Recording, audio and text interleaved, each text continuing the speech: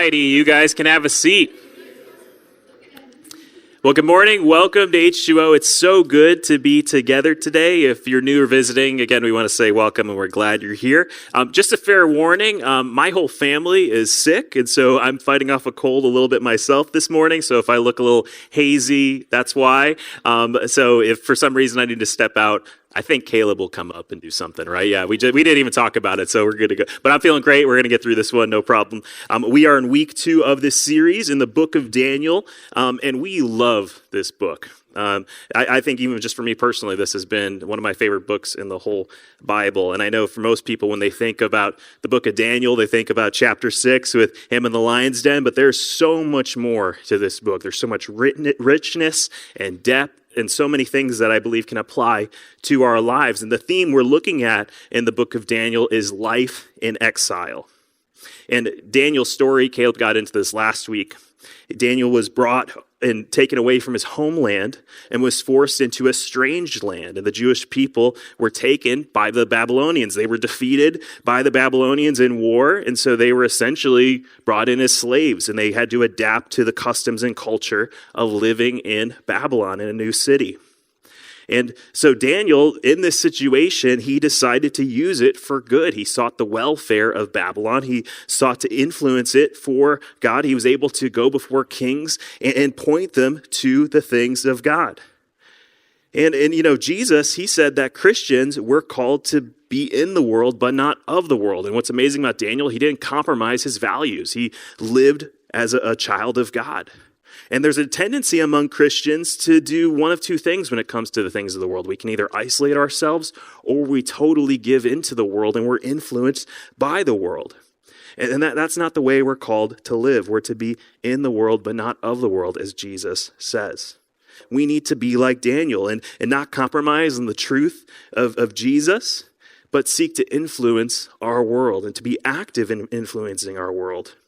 And I think we all know this. Athens is a tough place. Athens can be a tough place to be a Christian and to be a follower of Jesus. And there's many pressures on us to force us to either, fall in line with the things of this world or even isolate ourselves from the world. And again, we're called to follow Daniel's example, to seek to influence the world, but live and stand firm in the truth that God has called us to. And so as we live life in exile, let's cling to Jesus and trust him and live like him as we're here. And so, again, Daniel lived an example of a life devoted to God and sought to influence his world. May we do the same. So with that, we'll be in chapter 2 of this book. It is very long, just a heads up. So chapter 2 is very long. There'll be a lot of reading, but there will be a lot of engaging things. So I think you're going to be engaged through the whole thing. But for me personally, this is actually one of my favorite passages in all the Bible. And we'll see in this story, the king Nebuchadnezzar, he's going to have a dream. And this dream is going to shake him. So much so that he even threatens killing many of his wise men if they don't tell him what his dream was. And we'll get into what that means in a second. And Daniel interprets it and points the king to the one true God. And so with that, we'll dive into Daniel chapter 2. And as this chapter opens, it introduces us to King Nebuchadnezzar. And what we know historically about King Nebuchadnezzar is he's one of the most powerful kings that has ever lived. His empire, the Babylonian Empire, was very, very powerful and dominated the whole region. And he is known as Nebuchadnezzar the Great. He had great influence over that area. He built many castles and buildings, and there's many things devoted to his name. And so this chapter begins with saying it's in the 2nd year of his reign, and the king has a dream. And this dream really troubled him so much so that he couldn't sleep afterwards. And so he called in the enchanters and sorcerers and magicians, all his experts of his day to help understand this dream. So we'll pick up the story in verse 3, and it says this. And the king said to them, I had a dream, and my spirit is troubled to know the dream. Then the Chaldeans said to the king in Aramaic, O king, live forever. Tell your servants the dream, and we will show you its interpretation.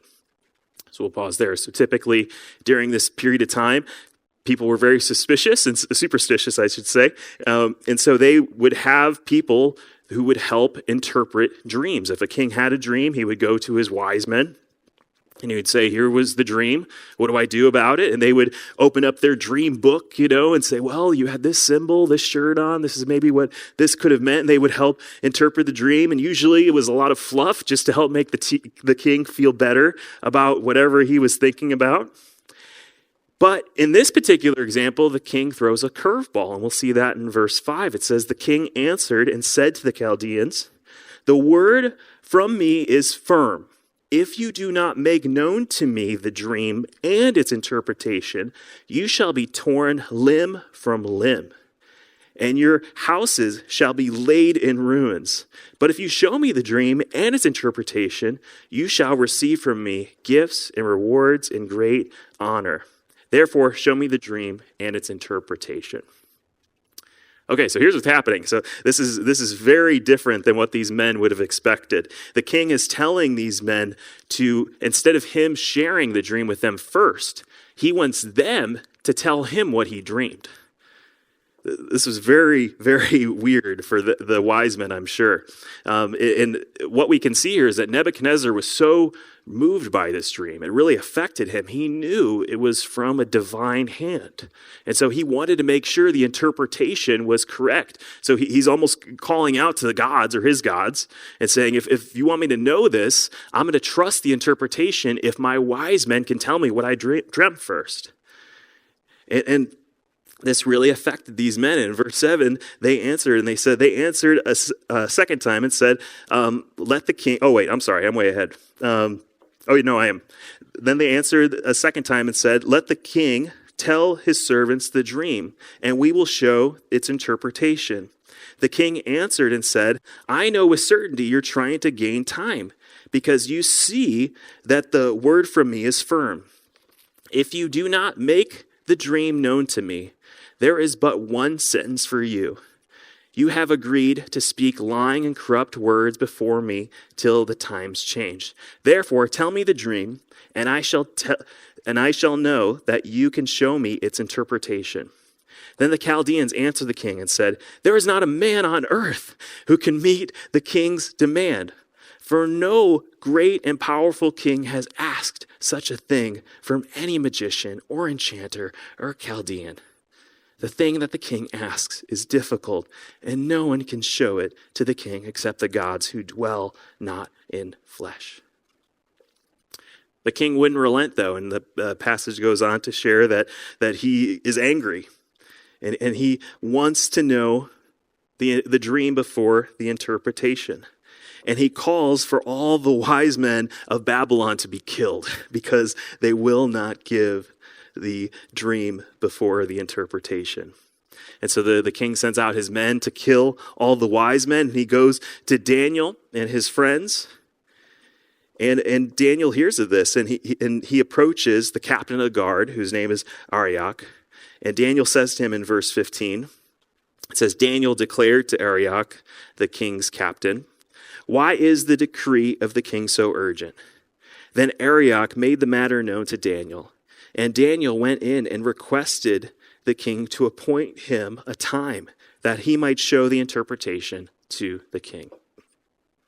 So Daniel goes to the king and he asks for a request. He says, hey, I'll try to interpret this dream. I'll go before the God of heaven. Just give us some time. And the king gives him the time. And so the passage goes on to share that Daniel went to his house and made it known to his friends who came from Israel, Hanani, Mishael, and Azariah, and his companions. And he told them to pray and to seek mercy from the God of heaven concerning this mystery. And that perhaps their lives would be spared and the lives of the wise men of Babylon would be spared as well. And so they prayed. And in verse 19, it says, then the mystery was revealed to Daniel in a vision that night. Man, let's just think about this for a second. Let's put ourselves in Daniel's shoes, thinking about this situation, knowing your life is on the line. Can you imagine this? And God revealing this dream to you, how would you respond? Well, I know for me, I would respond with praise and thanksgiving that my life has been spared. And that's what we see Daniel says in verse 19. It says, then Daniel blessed the God of heaven. And he prays to God. And in verse 20, we get to see his prayer. And this prayer is so good. I almost think we could have even just spent a whole sermon just talking about this prayer. It's just so rich. But in verse 20, it says, "Blessed be the name of God forever and ever, to whom belong wisdom and might. He changes times and seasons. He removes kings and sets up kings. He gives wisdom to the wise and knowledge to those who have understanding. He reveals deep and hidden things. He knows what is in the darkness, and the light dwells with him. To you, O God of my fathers, I give thanks and praise, for you have given me wisdom and might, and have now made known to me what we ask of you. For you have made known to us the king's matter." And there's so much beauty and richness in this prayer. And we can learn a lot about who our God is, who the God of the Bible is. That God is the one who has all wisdom and power. That God changes times and seasons. That he removes kings. That he sets up kings. That he gives wisdom and understanding to those who seek it. That he reveals the deep things of our hearts. He knows you better than you know yourself. He knows our minds. He brings light to darkness. How big is your God? To Daniel, the God of the Bible was strong and powerful. Maybe the reason our problems seem so large is because God is too small to us. If you get to know the God of the Bible, who he is, his power and his strength, all those other things become smaller and smaller. Daniel understood who his God was, and he gives him praise and honor and glory. And he wants to lead the king to see this God as he is. And so Daniel goes to the king. In verse 24, it says, "Therefore Daniel went to Arioch, whom the king had appointed to destroy the wise men of Babylon. He went and said thus to him, 'Do not destroy the wise men of Babylon. Bring me in before the king, and I will show the king the interpretation.' Then Arioch brought in Daniel before the king in haste and said thus to him, 'I have found among the exiles from Judah a man who will make known to the king the interpretation.' The king declared to Daniel, whose name was Belshazzar," that was his other Babylonian name, "Are you able to make known to me the dream that I have seen and its interpretation?" And so Daniel goes on to share with the king. Yes, he does know, but he wants to help the king understand where the power comes from. The power doesn't come from Daniel, it doesn't come from his wisdom or might, it comes from God. And so verse 27, Daniel says this. He says, "Daniel answered the king and said, 'No wise men, enchanters, magicians, or astrologers can show to the king the mysteries that the king has asked. But there is a God in heaven who reveals mysteries, and he has made known to King Nebuchadnezzar what will be in the latter days. Your dream and the visions of your head as you lay in bed are these. To you, O king, as you lay in bed, came thoughts of what would be after this. And he who reveals mysteries made known to you what is to be. But as for me, this mystery has been revealed to me, not because of any wisdom that I have, more than all the living, but in order that the interpretation may be made known to the king, and that you may know the thoughts of your mind." This is fascinating because for Babylon, and in any ancient society during this time, if your nation defeated another nation, you would have just assumed your gods were stronger than their gods. And so it's interesting, Daniel's presenting this to the king, and he's saying, this God that I serve is stronger than your gods, which would have just blown the king's mind. And he would have just been so thrown off by this. Wait, your God is stronger than my gods, but somehow your God allowed you to go into, slavery essentially, And Daniel's like, yeah. And this is how powerful this God is. Daniel gives credit to God alone to give the dream and the interpretation. He's greater than the Babylonian gods. And he is the God we should look to.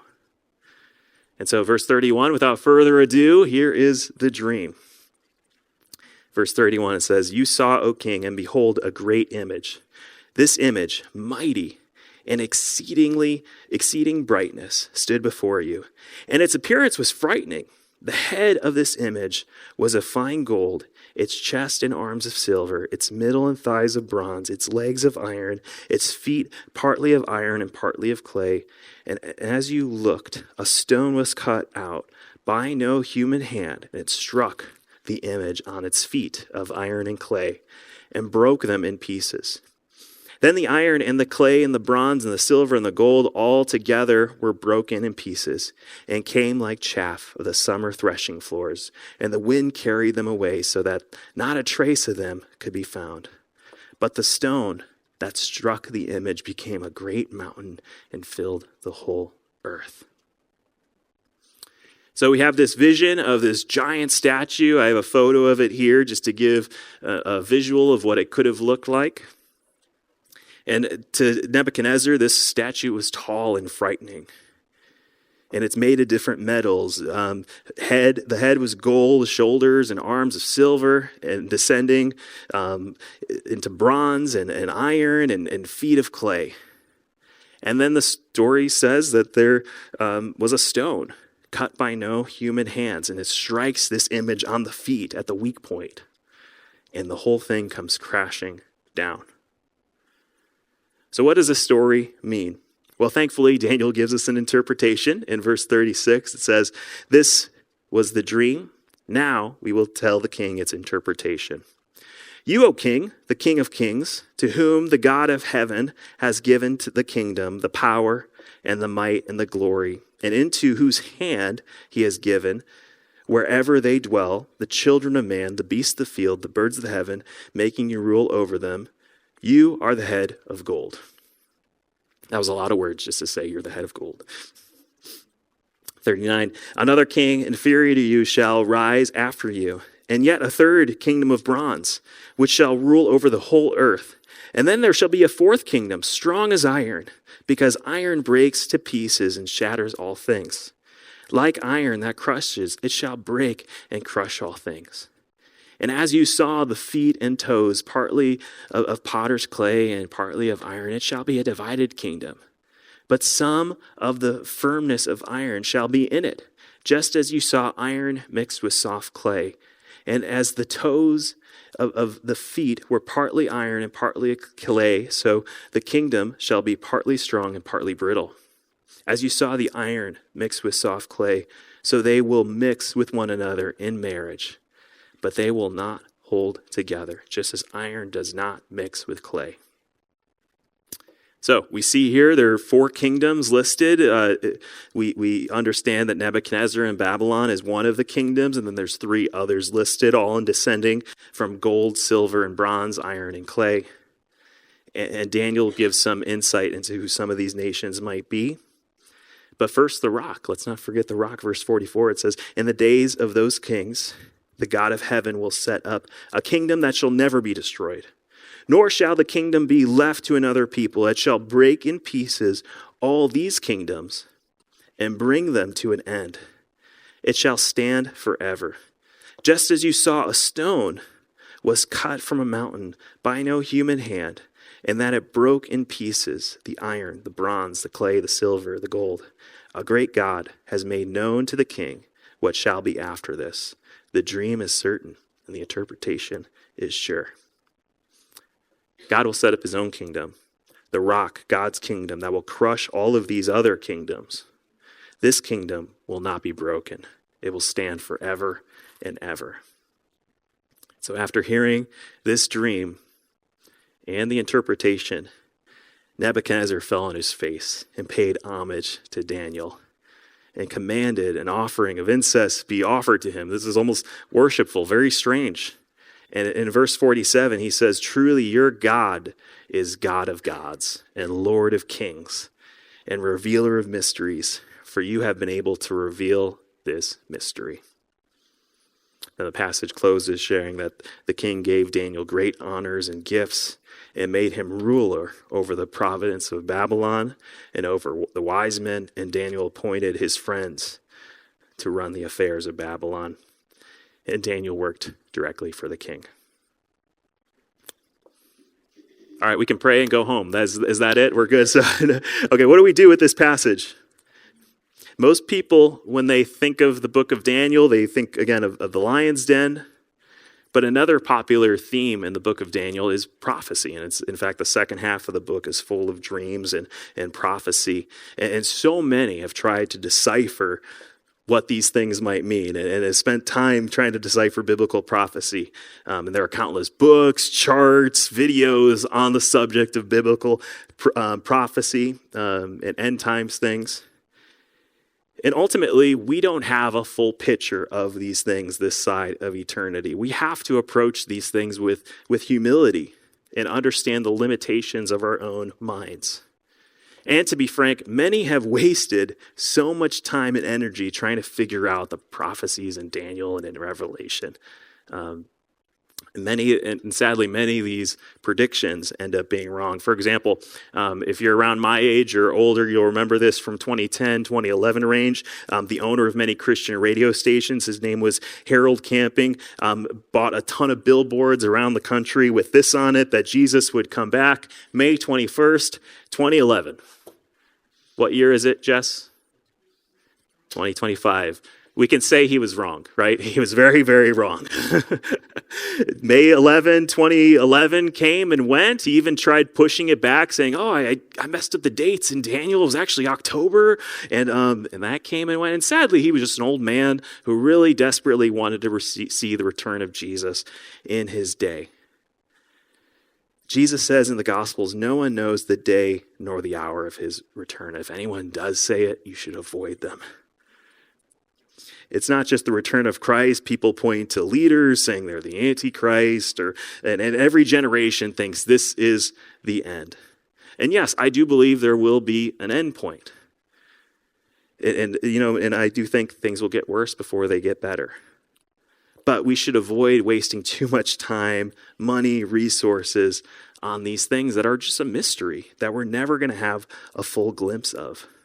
It reminds me of in the first Harry Potter book movie, there's that mirror. I'm not even going to try to pronounce it, but if you remember the story, Harry looks in this mirror and he sees the ultimate thing that he desires, right? And so for Harry, he's an orphan.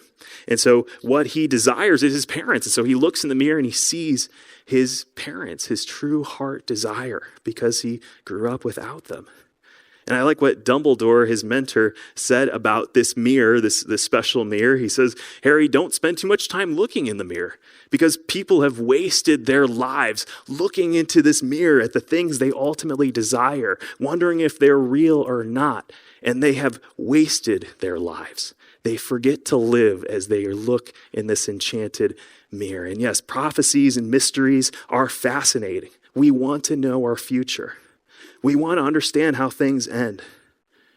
But let's not get sucked into them. Let's not get too trapped in these things. Ultimately, God knows. Ultimately, the one who gave this dream to Nebuchadnezzar and gave many of the other prophecies in the Bible knows the story and knows how it will end because he wrote it. And so we trust in him. And oftentimes when it comes to prophecy, maybe we're not too sucked in, but we have the reality is we might get some of these things wrong. When I first read this passage when I was in high school, I thought, oh my gosh, this is America. This is what this passage is about. And spoiler, I think I was very wrong. But man, I think we can get sucked into these things, and we need to have humility. And that's why other Christians, other believers helping us understand these things are so important, because mysteries of our faith can be like moth to the flame. And so let's be careful about that. And again, we can guess, we can speculate, but let's be cautious as well. But to this text, what does this text mean? Well, first I want to say, I know I'll give them a lot of steps before we actually get to some of these answers here, but let's not lose the forest for the trees in this story. The big picture and the big point of the story is that God's telling King Nebuchadnezzar that all earthly kingdoms will fall before the one true kingdom of God that God will set up. And we know the head is Babylon, but we know that at the end of the day, what God is calling this king to look at is look to ultimately the God of heaven. that throughout the book of Daniel, there's Nebuchadnezzar and other kings that think they are God, that think they are the ones that are superior and in control. And the God of the Bible continues to remind them that, no, I'm the one in charge here. I'm the one on the ultimate throne, that your kingdom won't last forever. This is what this dream and this is what this story is ultimately about, is a reminder that God's kingdom will last forever. And so here's the story. Again, we know Babylon is the head of gold. And there's many different interpretations about what the other three nations might be, but I think the most common are these three, that the chest and the arms of silver are the Medes and the Persian empires that defeat Babylon. And these empires came together, so they were much weaker than Babylon, but they were able to come together to ultimately, historically defeat Babylon. The third, the bronze, the midsection, is believed to be the Greeks, my people. You're welcome. Alexander the Great's army took over the whole world at his time. And coincidentally, they used bronze as a part of their armor and their instruments of war. Finally, the last empire is believed to be the Romans, my other people. You're welcome. And Rome was known for using iron. They conquered the whole world, smashing everything in their sight. Just as this statue talks about being legs of iron and destroying everything. Also, Rome was a mixed nation. They had broad diversity throughout the empire. Just as iron struggles to mix with clay, they were a divided people. And again, they had a wide diversity within the Roman Empire. Some of the Roman emperors weren't even ethnically Roman. Many of them were Spaniards or other nationalities as well. And so the fourth is believed to be Rome. Finally, the rock. The rock is the kingdom of God through Christ. And ultimately, he breaks all these nations. And his kingdom expands through the whole world. Jesus says in the Gospels that his kingdom is like a mustard seed that starts off small, but becomes a massive tree. And we have seen this in church history, where the church started with just a group of Jewish people in Israel, and it expanded throughout the whole world. Now, there's some variations on who these nations might be. Some believe the fourth nation is Greece, but for the most part, there's broad consensus on who these nations are.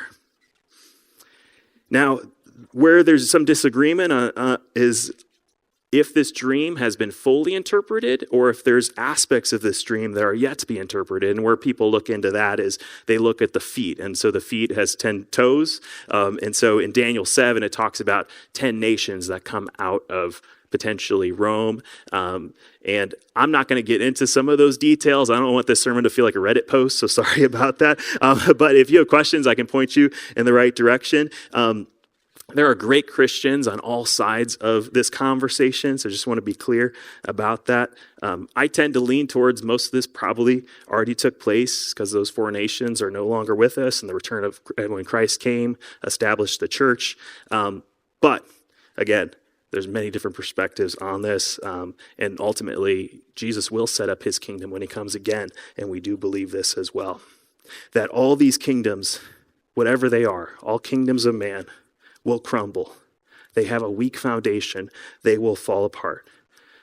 But the point is, friends, the things of God will last forever and ever. Nebuchadnezzar understood that this dream and this message was for him. The truth is, in our sin, we are like Nebuchadnezzar. We put our trust in earthly things. We put our hope in nations, parties, relationships, sex, power, money, control, whatever it is that is your idol, that you are putting above all things. We cannot put those above God. Ultimately, all worldly things will pass away. All earthly things will be broken. But the kingdom of God will stand forever. Throughout the book of Daniel, God reminded Nebuchadnezzar of this. And Nebuchadnezzar thought he was going to set up a kingdom that would last forever, that his name would be known forever. But it wasn't. We need to remember this. What are the things that you're putting your hope in? What are the things that you think are going to last forever? You need to know those things won't. They're very frail. They're broken. They're made of clay. In this story, I believe God is speaking to us to not put our hope in earthly things, to put our hope in Jesus, who set up a kingdom that will never end, that will be for eternity. This is the hope we have. And so today, let's turn to him. Let's trust in the things of Christ, who sets up a kingdom that will not be shaken. And let's trust in him, maybe today for the first time. And so with that, let's pray. Lord, thank you for this time to come together, to engage in this text. God, we're so thankful for stories like this. And that even the challenges that come with trying to understand text like this. God, give us wisdom. Direct our hearts towards the things of you. God, I pray that this message would help us see what are the idols that we're putting up in our lives. Help us to set those things aside and to turn to you. God, I'm so thankful for the opportunity to learn from Daniel's story. I pray it would help us to engage with the world around us, to point people to the one true God. Thank you that you are the God that reveals mysteries and the secrets of our hearts. Pray that we would receive these truths and turn to you. I pray all this in your name. Amen.